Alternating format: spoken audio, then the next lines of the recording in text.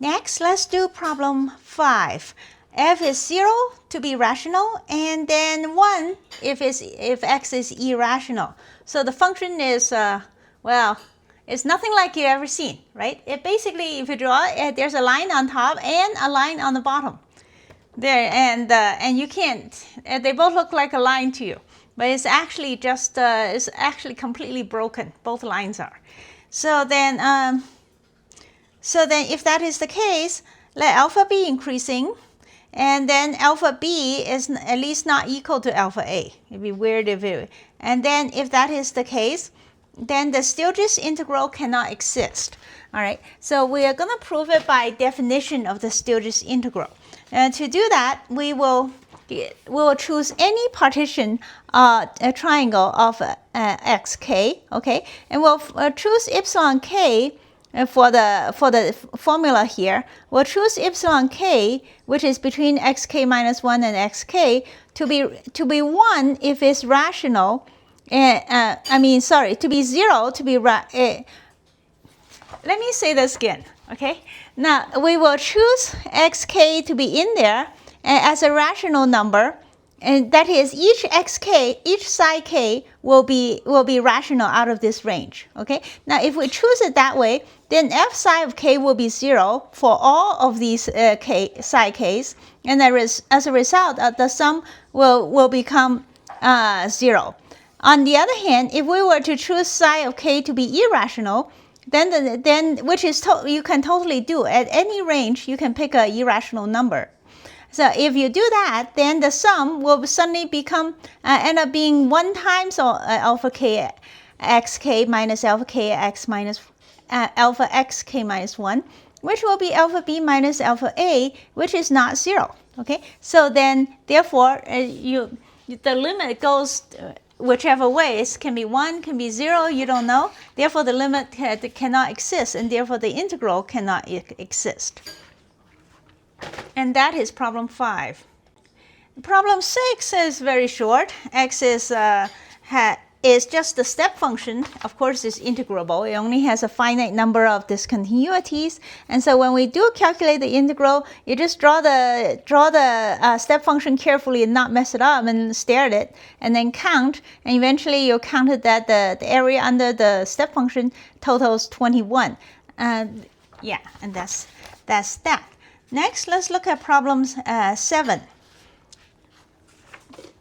Now, problem 7 says that we are going to integrate f of x to the power minus 2.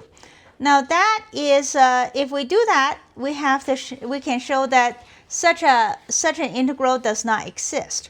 And why is it not existing? And which shows that theorem C is false. Well, it's not false, because theorem C said f of x has to be bounded. So whereas x to the power minus 2 is not bounded from 0 to 1, and therefore theorem C doesn't apply.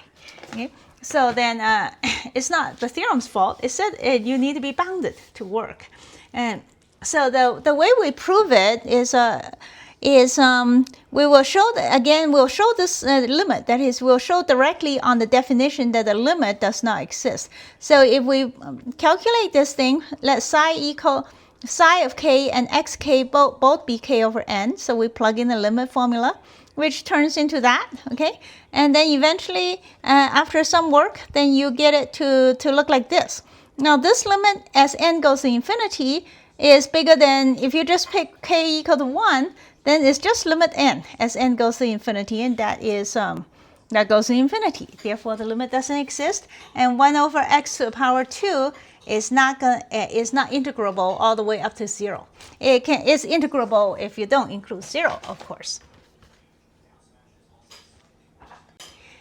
Next, let's look at problem 8. If you have a bounded function that f is continuous it belongs to C on the interval a to b, except for a countable set of points. Well, if it's countable, then the function then exists by theorem C, because theorem C says that if you have a countable set of points, then we can just cover them by some i's, right? And it wouldn't take anything well, the i's will be of length epsilon over 2 and 2 squared and 2/3, etc. And therefore, the accountable set is always of measure 0.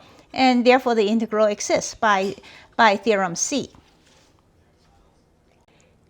Okay, next, let's consider problem 9, where we're thinking about a bunch of points, not unknown points, 1/2, 1/3, etc. Remember, k starts at 2. Now, and then the ik has a length of epsilon over 2k. So let's do that. Okay, we have a bunch of stuff, and the question is, we're trying to calculate when does the one ik overlap the next one. What are the requirements?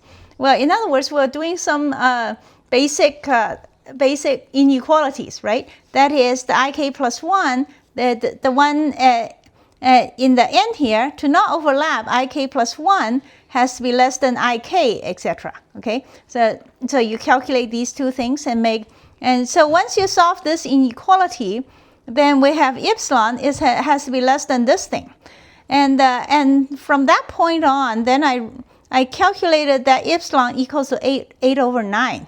The book has a 16 over 9, and which means I had to prove that I was right and the book is wrong. So I did a bunch of stuff.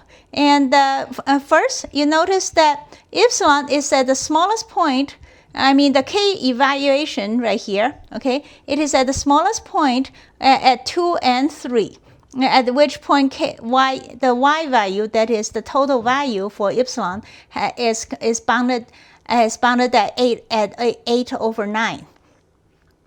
And at 8 over 9, if you are to calculate these lengths, and I calculate these, see, the 8 over 9, the ik, this is what? Yeah, k equals 2 extends all the way right here, and then k equals 3, it extends up here. So they reach right at this point.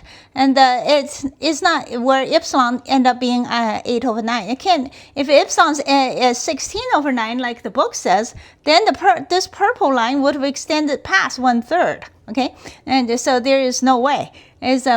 So ik is see, this is the k equal to 3, and that's the k equal to 4 line. And I drew these not by hand. I drew this on the graphics calculator with these formulas right here. So I'm positive that this is right. Besides, the book did say that it doesn't matter if these things overlap.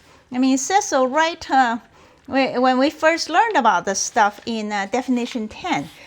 Let's see. Yeah, see right here. See, here's definition 10, right? It says what these IKs are, and then towards the end it says that whether the intervals overlap or not is of no concern.